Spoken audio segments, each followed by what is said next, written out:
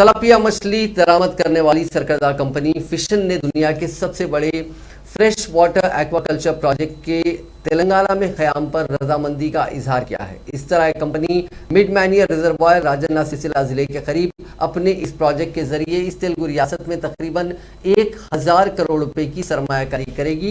یہ اعلان کمپنی کے صدر نشین و سی ای او منیش کمار نے امریکہ کے سین جونز میں تلنگانہ کے وزیر انفارمیشن ٹیکنالوجی کے ٹی راما راؤ سے ملاقات کے بعد کیا۔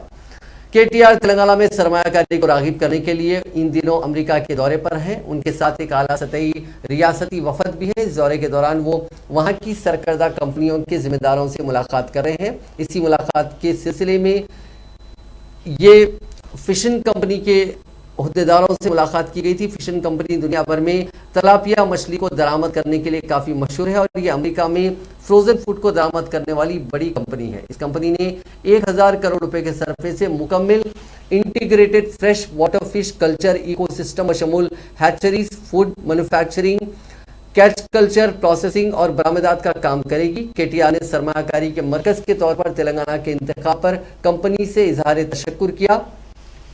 انہوں نے یقین دہانی کروائی کہ ریاستی حکومت کمپنی سے تمام تر تعاون کرے گی۔ انہوں نے کہا کہ زراعت اور آبپاشی کے شعبہ جات میں تلنگانہ کی سرمایہ کاری کے ثمر آور نتائج سامنے آ رہے ہیں۔